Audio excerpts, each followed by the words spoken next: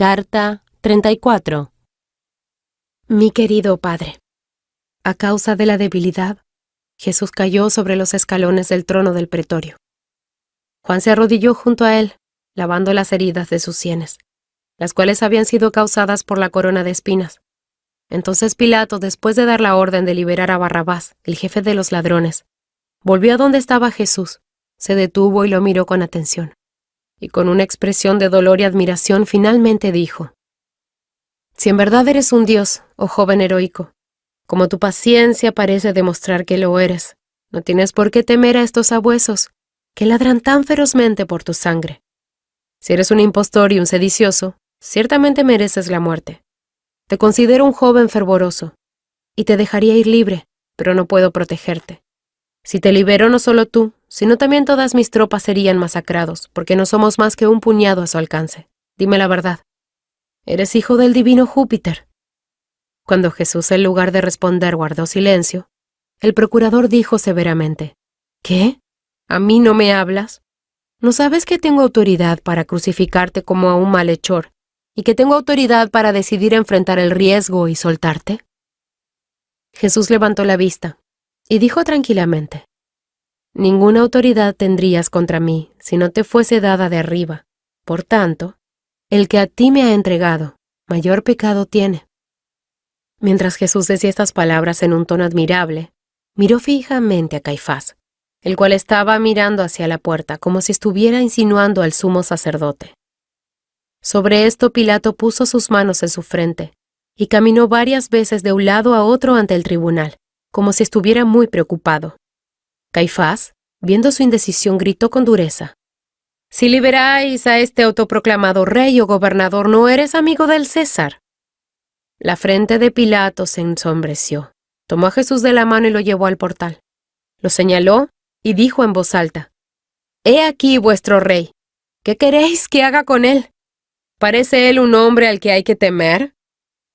No tenemos más rey que César. Crucifícale.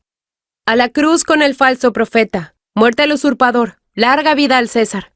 Muerte al Nazareno. A la cruz con él. Que sea crucificado». Estos eran los diversos gritos de 10,000 gargantas que respondían al discurso del procurador.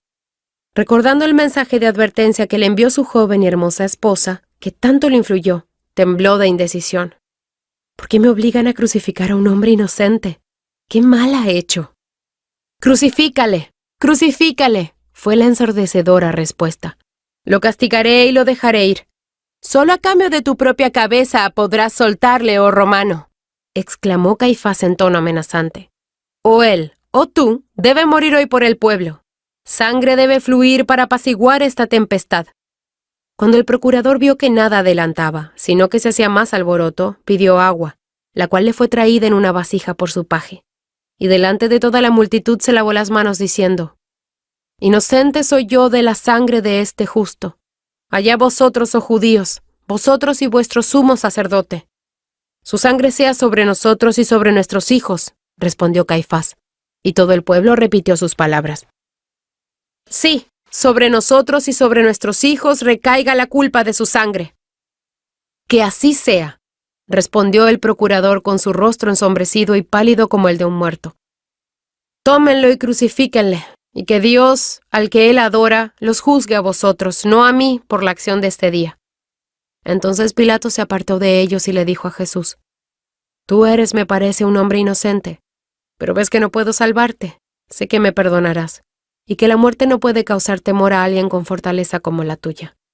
Jesús no le contestó, y Pilato, apartándose de él con un semblante triste, se alejó lentamente y salió de la sala de juicio.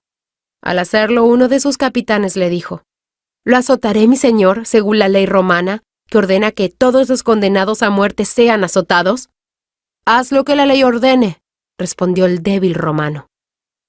Su desaparición fue la señal de una precipitación general hacia Jesús, principalmente por la muchedumbre, que sin importarles la contaminación de los gentiles, cruzaron el umbral de la sala, cosa que los sumos sacerdotes se habían abstenido a hacer.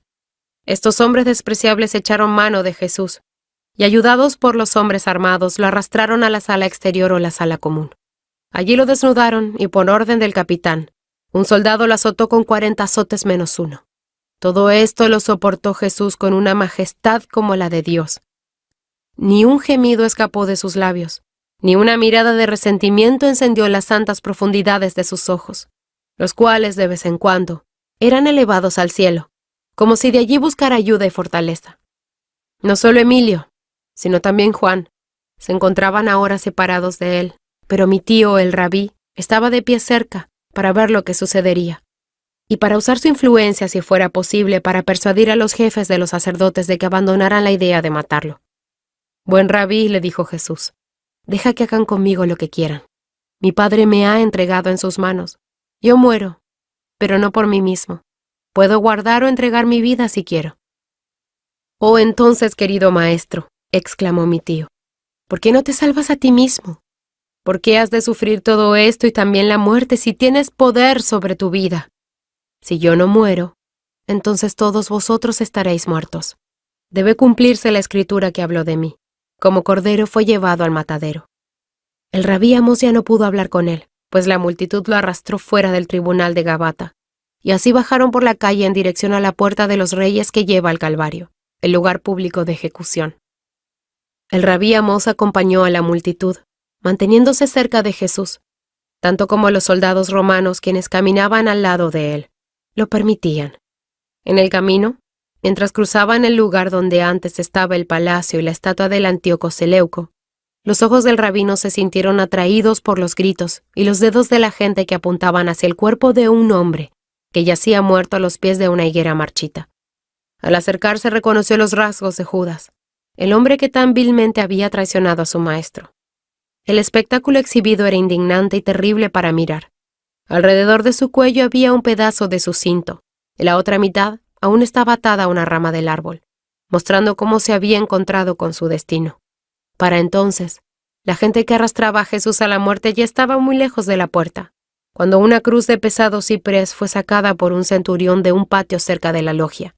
También fueron sacadas otras dos, y puestas sobre los hombros de dos hombres, los malhechores compañeros de Barrabás, que también estaban por ser crucificados ese día. Cuando la gran multitud pasó por la puerta, ya se sabía en todo Jerusalén que Pilato había dado órdenes para la crucifixión del profeta Nazareno. Y en un acuerdo, todos los que lo conocían y creían en él o lo amaban, salieron de sus casas para ir en pos de él y presenciar la crucifixión, de lo cual olvidé deciros que Caifás había prometido, que si Jesús era entregado, sus seguidores no serían molestados. Por lo tanto, todos salieron de la puerta hacia el Calvario. También fueron María, su madre, mi prima María, Marta y su hermana. Lázaro, Juan, Pedro y Tomás. También fueron algunas mujeres, parientes de Galilea y muchas otras. Cuando nos alejamos de los muros, parecía que dejábamos atrás una ciudad desierta. Hasta donde la vista podía alcanzar había una multitud incontable. Jesús era llevado al frente, donde de vez en cuando podíamos ver el resplandor de una lanza romana. Nos apresurábamos para acercarnos a él, y con dificultades nos dirigimos al frente de la multitud. Tanto los enemigos como los amigos nos ayudaban cuando veían a su madre que lloraba entre nosotros. Al acercarnos al Calvario, encontramos que por alguna causa, el curso de la poderosa corriente de seres humanos fue frenado. Pronto miramos la razón. Jesús se había caído al piso, bajo el peso de los maderos sobre los que iba a morir, y se desmayó. «¡Está muerto!», era el grito de los que lo rodeaban.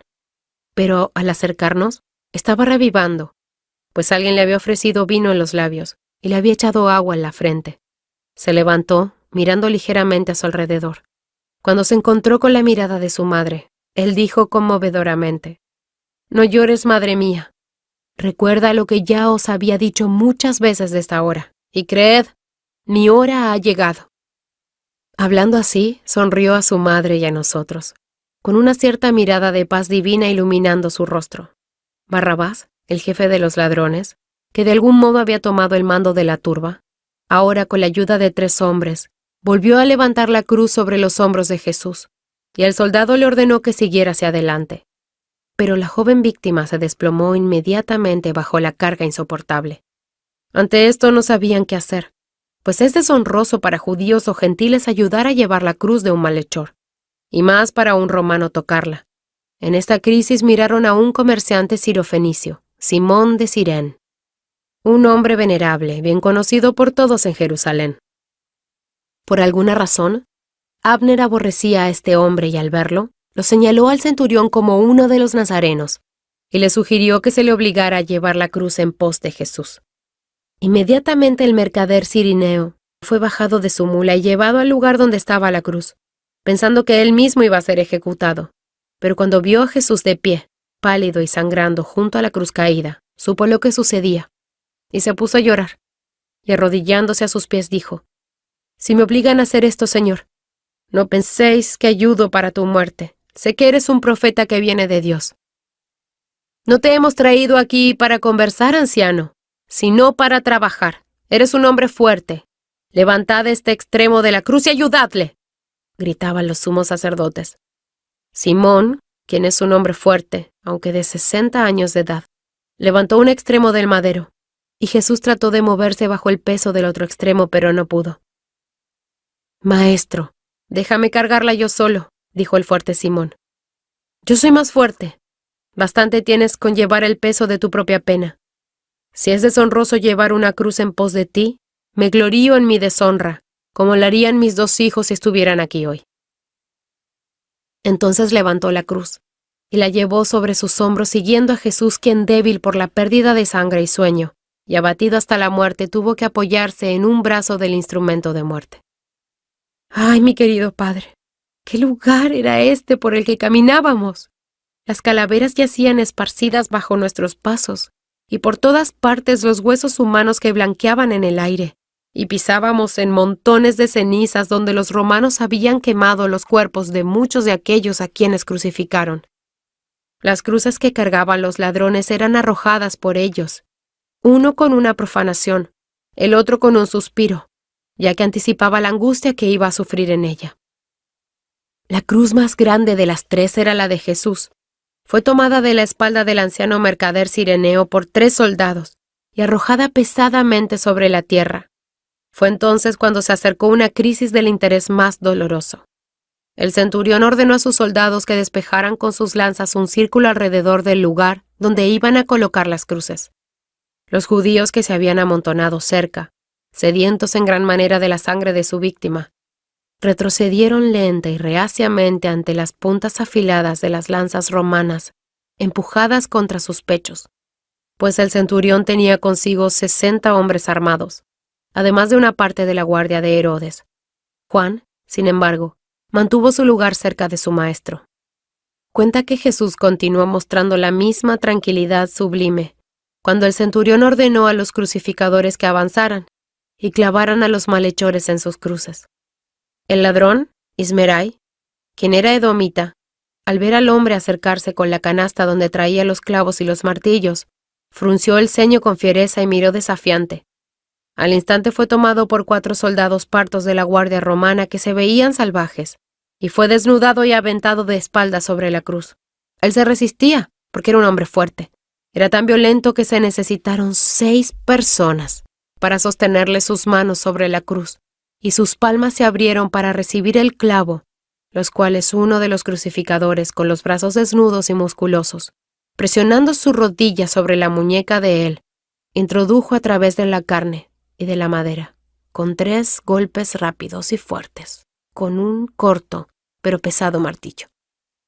Fue dejado así, sangrando y retorciéndose, por los 6 crucificadores, porque había 4 para atar a la víctima, 1 para sujetar los clavos, y el 6º para clavarlos en su lugar con el martillo. Por lo que yo pude ver de sus figuras semidesnudas y manchadas de sangre, ellos ocupan tan terrible cargo que hacía que todos los hombres huyeran de ellos, como si estuvieran leprosos. Luego se acercaron a Omri, el otro ladrón, quien era un hombre joven con una mirada amable, y un rostro cuyos nobles linajes no traicionaban su profesión. Era el hijo de un ciudadano rico de Jericó, y por su vida desenfrenada, había gastado su herencia, y se había unido a Barrabás.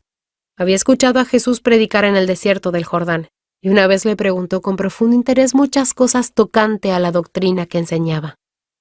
Cuando los crucificadores con sus cuerdas, canasta, clavos y martillos de hierro se le acercaron, él dijo: «No les obligaré a que me tiren de espaldas, sin miedo. Puedo morir como he vivido. He quebrantado las leyes y estoy dispuesto a sufrir el castigo. Hablando así, se recostó sobre su cruz y, extendiendo sus palmas a lo largo del poste, dejó que lo clavaran en el madero, sin gemir. Miró a Jesús en ese momento con una expresión de valor, como si quisiera mostrarle que el dolor podía ser soportado por un hombre valiente. Y quizás, de hecho, Jesús se veía como si necesitara un ejemplo heroico ante él para mostrarle cómo morir sin retraerse, porque su mejilla era como el mármol de Paros en su blancura, y parecía estar listo para caer de la debilidad a la tierra. Su juventud, su hermosura casi divina, que ni siquiera su enmarañado pelo, su barba desgarrada y su rostro ensangrentado podían ocultar por completo. El semblante de inocencia celestial que resplandecía en sus ojos atrajo muchas miradas de simpatía, incluso de alguno de sus enemigos. El centurión, que era un hombre alto con barba canosa y con el aspecto robusto de un viejo guerrero romano, lo miró con una mirada triste y dijo: «No veo por qué los hombres te odian, pues pareces más un hombre de amor, pero debo cumplir con mi deber, y espero que me perdones por lo que hago. El honor de un soldado es obedecer». Jesús le sonrió, el perdón tan dulcemente, que los ojos del severo romano se llenaron de lágrimas, y se colocó la mano en su cara para ocultar su angustia. «Mi querido padre, ya no puedo proseguir con mi triste narración. Estoy cansada de llorar ante los recuerdos que vienen a mí y ante nuestra presente aflicción. En mi próxima carta terminaré mi relato de la infeliz crucifixión del profeta de Nazaret. Tu afectuosa hija, Adina».